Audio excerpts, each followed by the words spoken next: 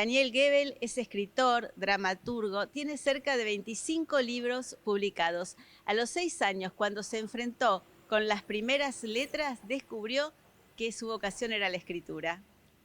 Exactamente. ¿Viste? Gracias por este encuentro, Daniel. Estuve leyéndote mucho tiempo, estuve escuchándote mucho tiempo y en este encuentro quisiera que nos refiramos a algunos de tus libros. Bien, Comencemos por El hijo judío, con el que obtuviste el premio de la crítica en la Feria Internacional del Libro de Buenos Aires. así es. Un libro que vos dijiste que surgió de una larga agonía de un hijo que intenta relacionarse con el padre. Sí, sí, digamos que el hijo judío como principio disparador en realidad ni siquiera tenía ninguna intención. Fue en un momento de alta tensión emocional ante la evidencia del fin próximo de mi padre y de la cantidad de problemas que paralelamente generaba el cuidado cotidiano, que me pregunté qué hacer con todo eso y la única respuesta que tuve fue escribir. Luego se fue armando por recuerdo, asociación e invención en algunos momentos una trama narrativa que cuenta la historia de un niño que se convierte en adulto, por supuesto, que detesta el modo en que lo trata su padre y al mismo tiempo no se explica desde la perspectiva infantil cuáles son los modos en que ese padre se vincula con el niño y qué tiene que hacer él para ganar el afecto del padre. Digamos, si pensamos el libro como un arco, es el arco que va de la incomprensión, el rencor, el malestar, al encuentro y la reconciliación, cercano Claro. ya al fin de la vida del padre. ¿Y vos lo pondrías dentro del espectro de los libros autoficcionales o autobiográficos? Yo no sé si hay una diferencia cierta, porque toda autobiografía es solo una trama ficcional adecuada a los escrúpulos del narrador respecto de lo que tiene que inventar y lo que puede transcribir de manera directa. De todos modos, yo creo que hay algo particular de la narrativa autobiográfica que cuando uno elige contar determinados aspectos de su propia vida, yo lo he hecho muy pocas veces, en 2 o 3 libros nada más. O sea, no soy un narrador de la propia biografía como el actual premio Nobel Annie Ernaux. Arnaud. Este, lo que detecto en esa clase de libros es que lo real, en términos de padecimiento, tiene la estructura de una ficción narrativa. Es decir, que el padecimiento sentimental, amoroso, etcétera, etcétera, Es un relato es un siempre. relato siempre. Se estructura como relato porque tiene los momentos de intensidad propios de la novela, Claro. Y ¿no? además uno siempre se va contando la propia historia, ¿no? De ahí se trata. Exactamente, De eso se exactamente. trata y de lo que se hace con la memoria, ¿no? Lo que se inventa, lo que se falsea, las distintas perspectivas de la memoria. Hay en el libro El hijo judío un personaje que a mí me gusta cómo lo describís y es la hermana, ¿no? La Ajá, única valiente de la familia, dice en un exactamente. momento. Sí, sí, sí, sí. Cierto. Mi hermana, el personaje que hace mi hermana en realidad, tiene una presencia fundamental, central, pero muy acotada. Abre y cierra el relato. Sí. Es la que genera la crisis del niño, del narcisismo del niño. O sea, el hijo único de golpe descubre que viene a robarle el amor y la presencia central en la familia, una que no esperaba, su hermana. Y por lo tanto entra en huelga.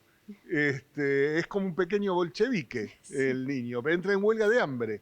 Eh, y luego, bueno, se arma una trama de conflictos y reconciliaciones, porque el sujeto infantil se convierte en otro ante la presencia de lo inesperado. Y es muy lindo cómo lo hacen salir de esta huelga de hambre, no digo el médico, sino esta abuela que le hace una comida muy, Exactamente, muy, bueno, muy nutritiva. nutritiva, pero lo fundamental está en que cucharada a cucharada le dice que va a haber algo muy especial, muy lindo al final de ese plato. Exactamente. Y lo que se encuentra el niño tomándole el plato de sopa que lo saca de la huelga de hambre es una imagen oriental, que yo realmente no recuerdo si era la de un señor chino saludando, agachándose delante de una señorita china, o algo parecido, o si había Una alguna rama. escena, una Había una escena. escena, y esa escena, digamos, esa es una escena donde el amor que el niño no siente porque se ha sentido desplazado, viene por el lado de la abuela paterna, y que lo restituye a la vida por la vida de la comida, y además lo sitúa en una escena externa, que es la escena de la ficción. En ese caso, yo soy, podríamos decir también, una especie de autor orientalista, de universos exóticos, tiempos pasados, y es como si estuviera siempre contando algo de esa escena infantil que no termina de perder su encanto. Y este libro está relacionado además con grandes libros de la literatura como La carta al padre de Kafka, que Exactamente.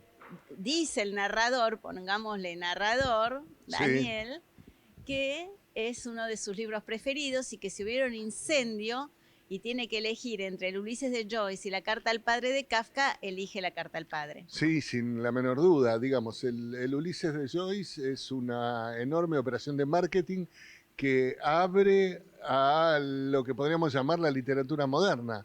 Pero para mí Kafka es el hueso, el núcleo de la literatura, el centro Claro. seco, inerte y más poderoso. Sí. Eh, Habría que pensar, yo pienso ahora el Ulises se puede haber convertido en una operación de marketing. Capaz en el inicio, no sé si lo fue tanto, sí que tenía sus grandes adeptos, pero la carta al padre de Kafka, como vos decís, es fundamental. Es una carta que yo creo que todavía cualquier joven en conflicto con el padre la lee y se siente sí, identificado, com- proyectado. completamente. Además, digamos, la carta al padre no es un texto de autoayuda.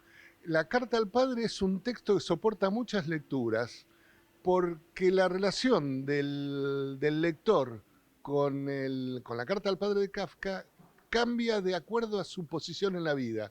No es lo mismo ser un hijo adolescente que ser un esposo o ser un padre de los propios hijos. Uno va cambiando en la vida y Claro. comprendiendo, leyendo el texto de maneras distintas. Digo, adhiriéndose críticamente a lo que dice Kafka respecto de la figura paterna, o estableciendo disidencias respecto de eso.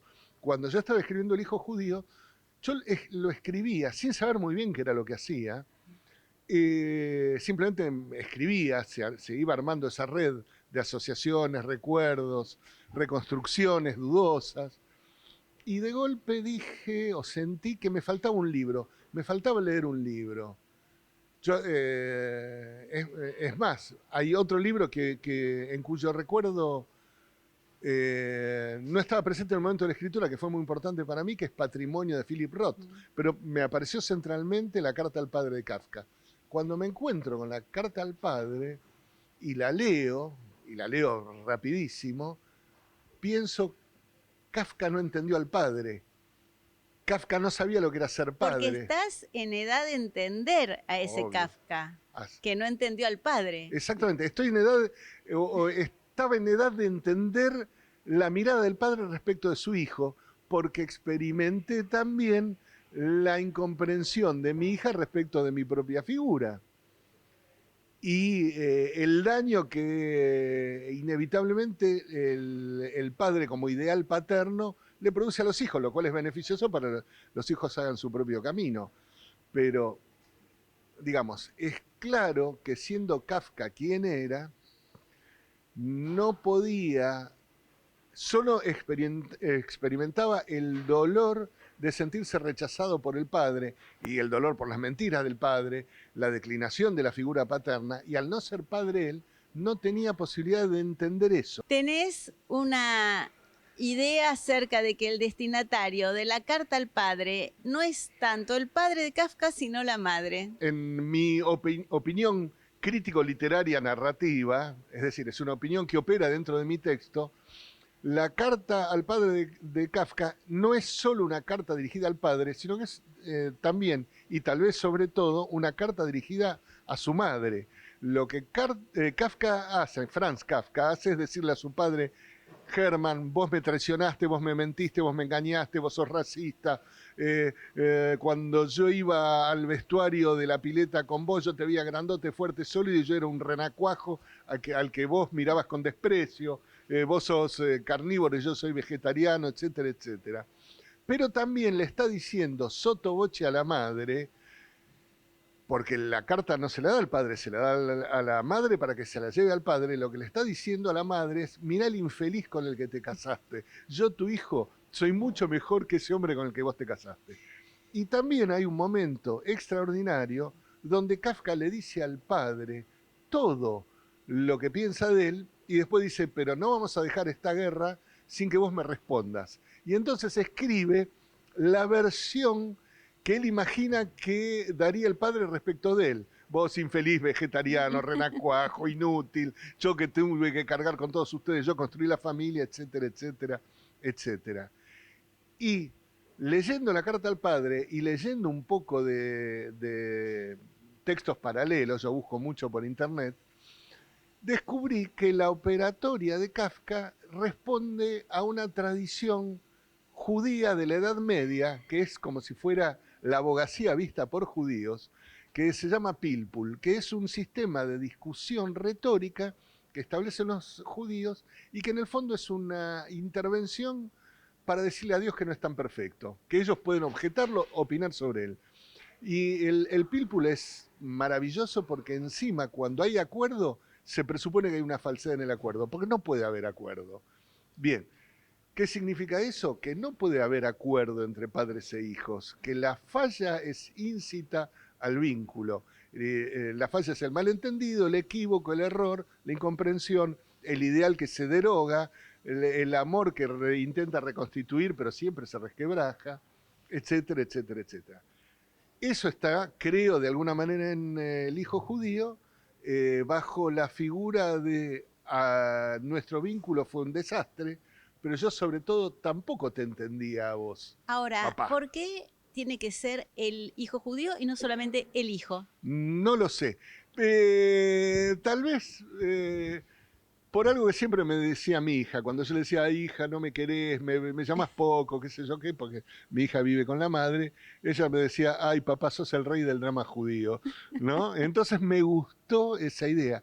Digo, hay gente que lo leyó y me dice: "pero en las familias italianas es igual, y en las familias españolas es igual". Bueno, tiene que ver sobre todo por la cuestión del Pilpul y de la lectura de Kafka, que es Claro, el escritor judío por claro. definición. El hijo judío se publica 2 años después de un libro, El Absoluto, que te trajo muchísimas alegrías, muy premiado también, en el que trabajas personajes ficticios y personajes reales. El personaje real, por ejemplo, es Scriabin en una saga familiar de 6 generaciones. Y tenés un epígrafe del músico y compositor Igor Stravinsky que se pregunta quién es Scriabin, quiénes son sus antepasados. Así es. Es en algún momento de la vida del escritor parece que importa mucho el tema de los antepasados, ¿no? Sí, sin duda. Bueno, el absoluto lo concebí en una especie de rapto.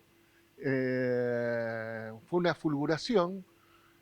Yo estaba en un hotel en vacaciones en Córdoba, y durante una semana llovió, y cuando paró de llover saqué a pasear a mi hija, que en ese momento tenía 8 meses, un año, no me acuerdo bien, la llevaba en brazos, y de golpe, mientras la iba paseando, se me ocurrió la historia de un personaje que vive muchas peripecias.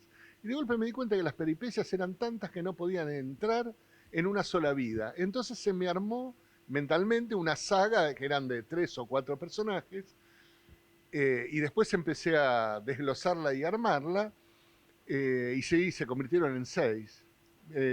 Ahora, en relación a la pregunta de Stravinsky, yo pensé que era que Stravinsky decía: ¿quién es Scriabin? ¿Quiénes son sus antepasados?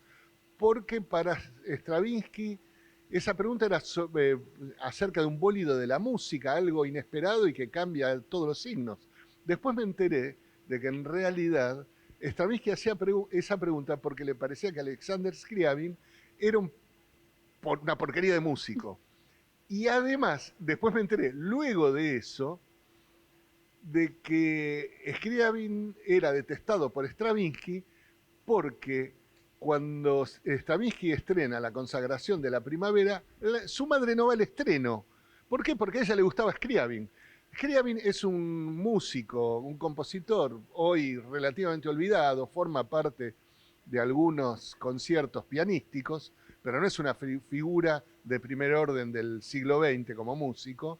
Sí lo era en su periodo vital, era un músico importante, incluso famoso, que inventó lo que él llamó el acorde místico, que era un acorde total. Yo no sé nada de música. Escribí una novela de 500 páginas donde la mayoría de los personajes son músicos y ni siquiera sé leer un pentagrama. Pero bien, me las arreglé. Te las arreglaste para investigar también. Exactamente. Y lo curioso de Scriabin es que era un megalómano de tal magnitud que concibió su obra máxima para ser estrenada en el Himalaya en un concierto que iba a durar 7 días y luego del cual la estructura del universo iba a cambiar. O sea, él concibió la obra total, la obra que opera sobre todos los elementos de la realidad.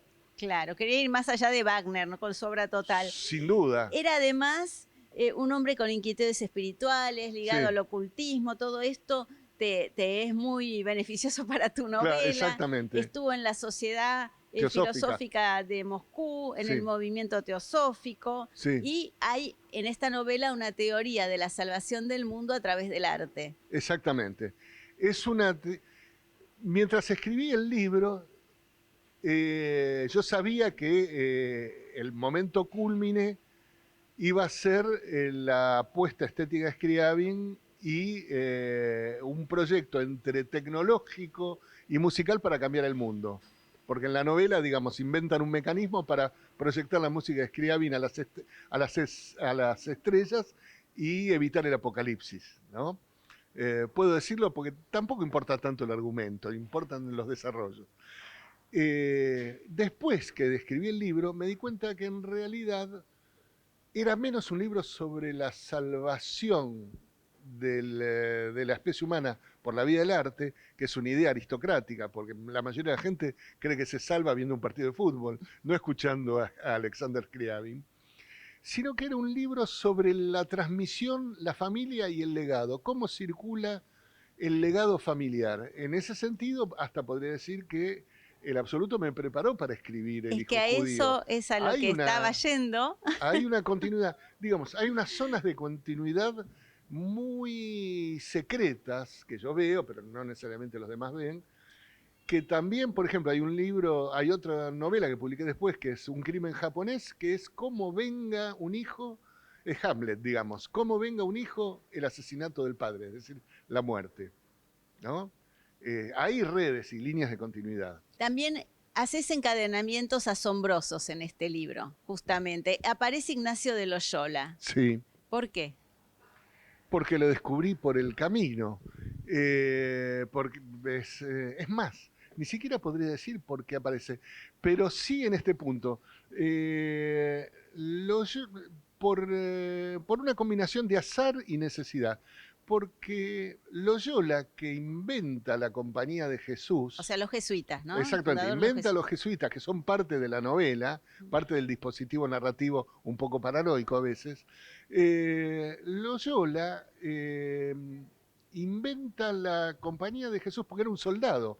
Loyola era un soldado, era un capitán del ejército español, que en un asedio de no sé quiénes contra la fortaleza que él defendía, recibe el disparo de una bala de cañón que le fractura una pierna. Entonces queda en reposo, se salva, pero queda en reposo. Pide algo para leer, porque no tiene nada que hacer, está tirado en la cama, y pide novelas de aventuras, pero no hay, lo único que hay es una Biblia. Entonces,